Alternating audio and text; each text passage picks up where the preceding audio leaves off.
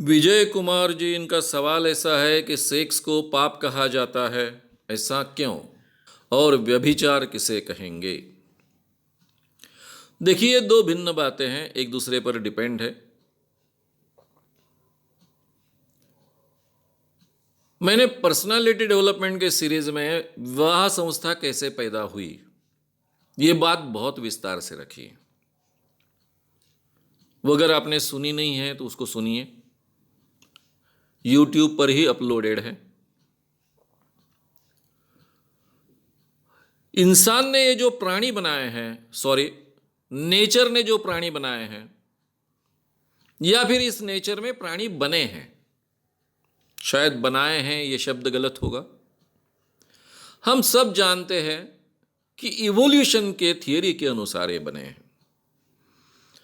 यानी करीबन 250 से 350 करोड़ साल पहले एक पेशीय, एक स्पेसी वाला, एक सेल वाला एमीबा जैसा यानी जीवाणु बना, क्या कहेंगे उसको, एमीबा बना, बैक्टीरिया बना, और उसके बाद में जलचर प्राणी विकसित होते गए, बाद में स्थलचर प्राणी विकसित हो गए।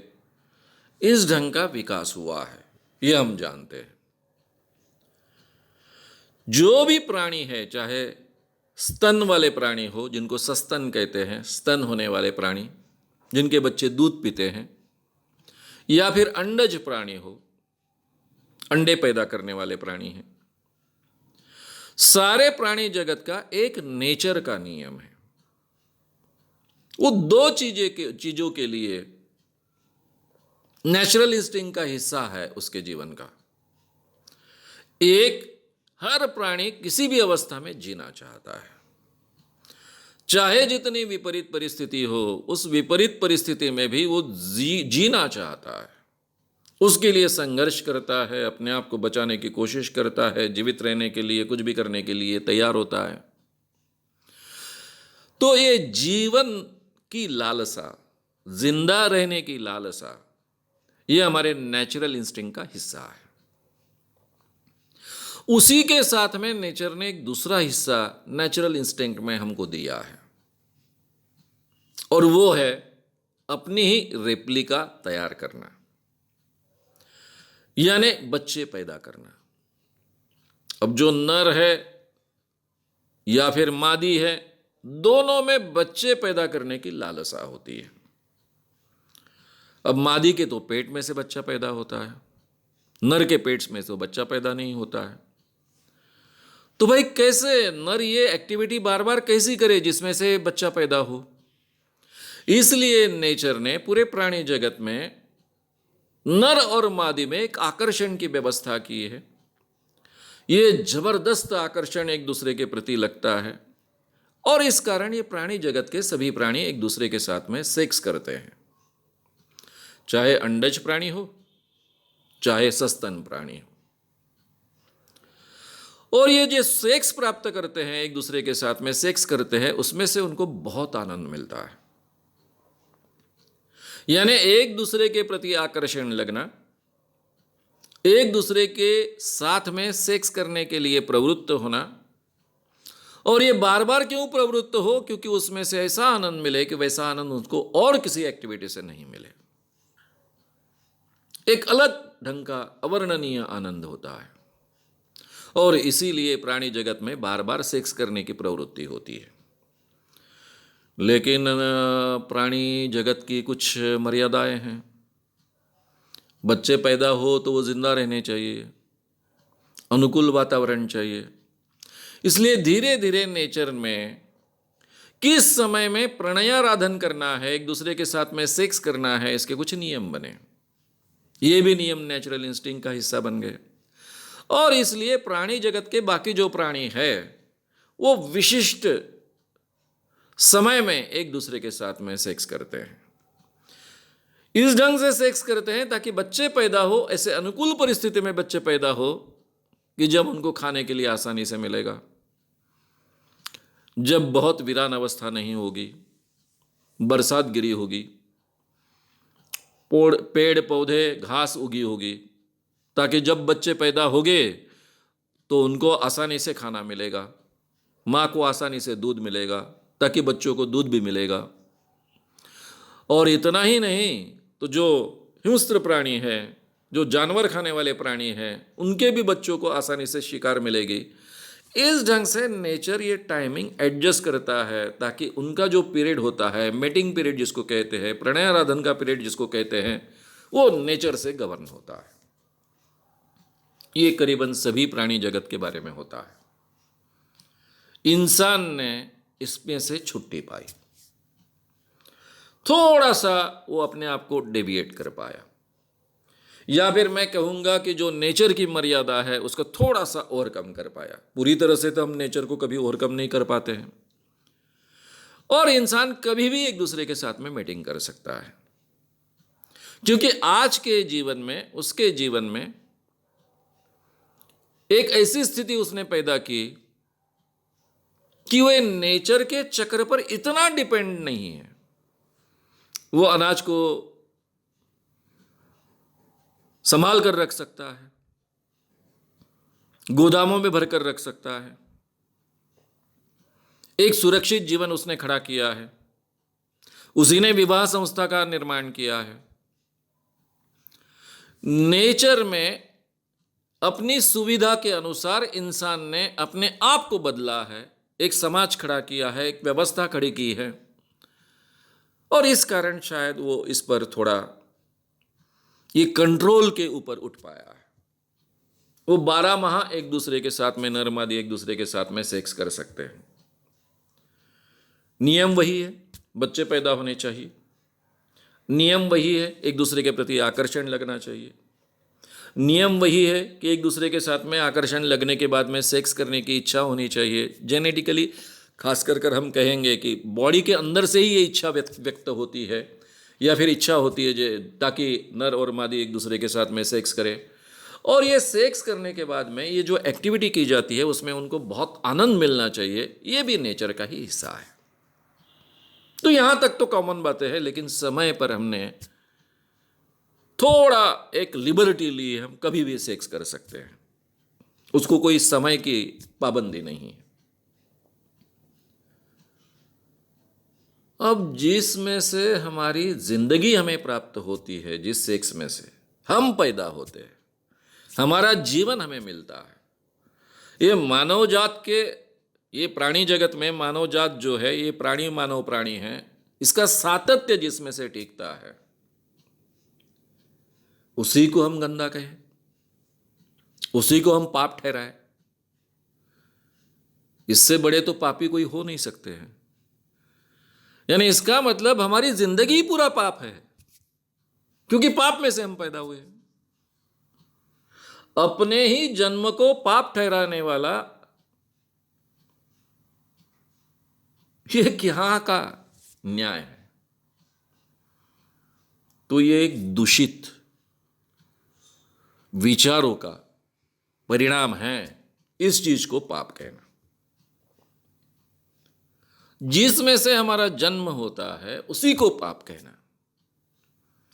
इतना सुंदर जीवन मिलता है, जीने का अवसर मिलता है, कुछ करने का अवसर मिलता है, जिंदगी में आनंद प्राप्त करने का अवसर मिलता है, दूसरे इंसानों का भला करने का अवसर प्राप्त होता है, उसी अवसर को गंदा कह देना।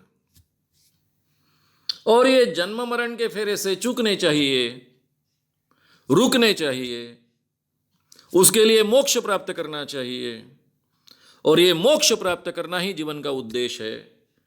ये सभी काल्पनिक और झूठे उद्देश्य हैं। ये एक विचित्र विचारधारा से पैदा हुए, जिसको कोई आधार नहीं, नेचर का आधार नहीं, विज्ञान का आधार नहीं, सत्य का आधार नहीं, वास्तविकता आधार नहीं। और उस मानसिकता के लोगों ने इसको पाप ठहराया है। यह जीवन का अटूट हिस्सा है। सेक्स मानवीय जीवन का अटूट हिस्सा है। इंसान को अगर मेंटली नॉर्मल रहना है, फिजिकली नॉर्मल रहना है, तो सेक्स उसके जीवन का अटूट हिस्सा है। मानव जात का सातत्य टिकना है तो भी सेक्स उसके जीवन का अटूट हिस्सा होना चाहिए। अब हम समाज कर रह रहे हैं। शादी की व्यवस्था, मैरिज सिस्टम हमने एक्सेप्ट की है, उसके ऊपर कुछ मर्यादा आनी चाहिए। यह भी हमारा मानव जाति का निर्णय है। यहां तक तो बात ठीक है, उसके बारे में विचार हो सकते हैं, हर एक की आवश्यकता पूरी होनी चाहिए, लेकिन कुछ मर्यादाएं होनी चाहिए। इसीलिए कानून और बाकी सब चीजों को हम महत्व देते हैं। तो यहां तक तो यह बात ठीक है, लेकिन इसको पाप कहना, इससे बड़ी गलती दूसरी नहीं हो सकती है। अब व्यभिचार क्या है? इंसान की आयु 10 लाख सालों की है। 9,95,000 ईयर्स, इतने वर्षों तक नर मादी का ही रिश्ता रहा है। यह जो हमारी मैरिज सिस्टम है, एक दूसरे के साथ में शादी कर जीने की, इसका इतिहास ज़्यादा से ज़्यादा 5,000 सालों का है। इससे ज़्यादा बड़ा तो इतिहास हो ही नहीं सकता है। जो भी हमारा एंथ्रोपोलॉजी का ज्ञान है, सोशियोलॉजी का ज्ञान है, जो साइंटिफिकली हम प्राप्त करते हैं, उसके आधार पर हम कह सकते हैं।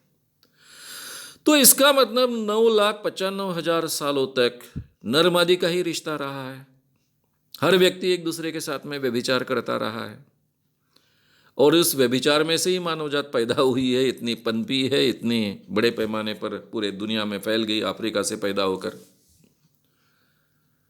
और 5,000 सालों से भी हम जो प्रयोग कर रहे हैं शादी का, ये भी प्रयोग बहुत लंबा नहीं है, 5,000 सालों का है। लेकिन जिस ढंग से कानून में आज एक पत्नी एक पति, इस ढंग से one man one woman relation जिसको कहते हैं हम, ये रिलेशनशिप कहते हैं, वो तो कुछ सैकड़ों सालों का ही इतिहास है। जब इसके बाहर कोई सेक्स करता है तो इसको हम व्यभिचार कहते हैं। शादी के पहले एक दूसरे के साथ में सेक्स करता है तो उसको व्यभिचार कहते हैं। कौन कहता है? कुछ लोग कहते हैं। आप कहेंगे पूरे भारत के लोग कहते हैं, बात झूठी है। भारत में इतनी अलग अलग परंपराएं हैं। माड़िया की परंपरा है।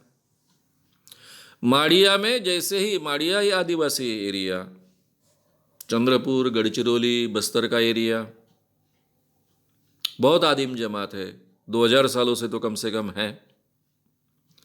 इनमें घुटुल परंपरा होती है। टीनेज बच्चे होते ही घुटुल में आते हैं, एक दूसरे के साथ में नाच करते हैं, रात भर साथ में रहते हैं, कभी कभी एक दूसरे के साथ में सेक्स भी करते हैं।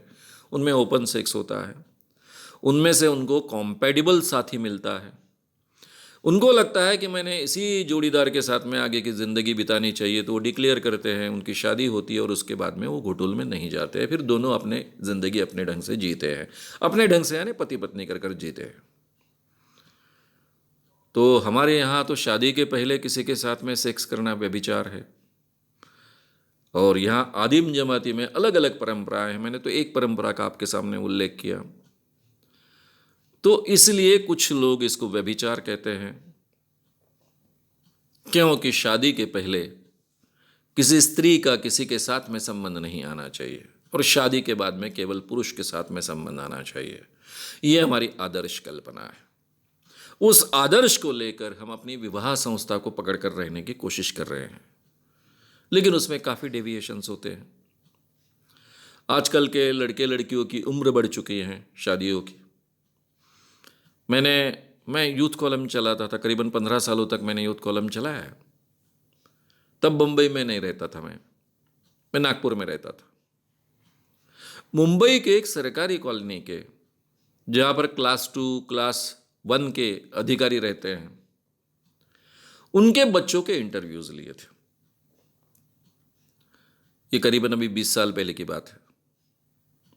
तब उन बच्चों ने कहा था कि मुंबई में कोई भी लड़का और कोई भी लड़की, खुलकर बोल रहे थे, ये अपेक्षा नहीं करते कि शादी जिसके साथ हम कर रहे हैं उसके जीवन में कभी उसने सेक्स नहीं किया होगा। ये तो मूर्ख लोग ही ऐसी अपेक्षा कर सकते हैं। 20 साल पहले ये बात इन जवान लड़के लड़कियों के मुंह से एकत्रित डिस्कशन शुरू था, उसमें सुनकर मैं हैरान रह गया था, कितने खुलकर ये बात कर रहे हैं। आज तो वातावरण पूरा बदल चुका है, पूरे भारत में वातावरण बदल चुका है। आज के ज़माने में शादी के पहले सेक्स होना ये कोई बहुत बड़ी बात नहीं मानी जाती। शायद तात्विक तौर पर हम मानते हैं, लेकिन प्रैक्टिकल तौर पर तो ये बातें होते रहती है। अब क्या सभी को व्यभिचारी कर कर हम बोले? तो व्यभिचार शब्द ही गलत शब्द है, ये हमारे सिस्टम में से हमने निकाल देना चाहिए। हर व्यक्ति को यह अधिकार होना चाहिए कि उसने अपने शरीर का उपयोग कैसे करना है, किसके साथ में संबंध रखने हैं, किसके साथ में नहीं रखने हैं। जीवन में प्रामाणिकता होनी चाहिए। जब हम शादी करते हैं तो एक दूसरे के साथ में कमिटमेंट करते हैं, वो कमिटमेंट रखना चाहिए, यहां तक तो बात है। लेकिन उसके शरीर पर मेरा ही अधिकार है, मेरा अधिकार तेरे शरीर पर है, तेरे शरीर का अधिकार मेरे शरीर पर है, इस ढंग से तो दोनों अच्छे ढंग से अपने जीवन में जी नहीं पाएंगे, और ये अपेक्षाएं लेकर आज के जीवन में कोई भी जी नहीं पाएगा। ये आदर्श अमर में लाने की कोशिश करने तक बात ठीक है। इसलिए व्यभिचार ये शब्द और सेक्स ये पाप है, ये दोनों अवैज्ञानिक बातें हैं, अमानवीय बातें हैं, इंसान का नुकसान करने वाली बातें हैं। जैसे हम खाना खाते हैं, भोजन करते हैं, पानी पीते हैं, वैसे ही हमारे शरीर की आवश्यकता सेक्स की है। ये जिस दिन हम समझ लेंगे, आदिम जमाती ने तो बहुत अच्छे ढंग से इसको समझ लिया, उस दिन हमारा सबका जीवन ज़्यादा सुखी होगा। इंसान कर कर हम ज़्यादा सुख से जी पाएंगे। इसमें किसी ने किसी का शोषण नहीं करना चाहिए, ये शर्त होनी चाहिए। हर व्यक्ति ने दूसरे का सम्मान करना चाहिए, चाहे स्त्री, चाहे पुरुष, चाहे जवान, चाहे उम्र से बढ़ा हुआ व्यक्ति। हर व्यक्ति का, हमने एक दूसरे का व्यक्ति का सम्मान करना चाहिए, किसी भी जाति का हो, किसी भी धर्म का हो। लेकिन उसने अपने जीवन को किस ढंग से जीना है, वो कायदे कानून के दायरे में रहकर उसको जीने की स्वतंत्रता होनी चाहिए। मुझे लगता है आपका सवाल बहुत महत्व का था, अच्छा था, इसलिए मैंने विस्तार से इसका जवाब आपके सामने रखा। फिर भी मैं कहूँगा कि ये मैरिज सिस्टम पर के, विवाह संस्था पर के जो पूरी की पूरी सीरीज़ है, उसको आप सुनिए। बहुत महत्व की सीरीज़ है, शायद पहले बार, इसके पहले ऐसी बात आपने कभी सुनी नहीं होगी, अवश्य सुनिए। अगर आपको ये वीडियो पसंद आया हो तो उसे ज़रूर लाइक करें, लोगों में ये अवेयरनेस फैलाने में हमारी मदद करें। वीडियो को ज़रूर शेयर भी करें। तो हमारे YouTube चैनल शाम मानव को विज़िट करें। ऐसे सारे वीडियोस का आनंद लेने के लिए हमारे चैनल को सब्सक्राइब करें। उसके लिए सब्सक्राइब बटन दबाएं। नए वीडियोस का नोटिफिकेशन पाने के लिए बेल आइकन दबाएं।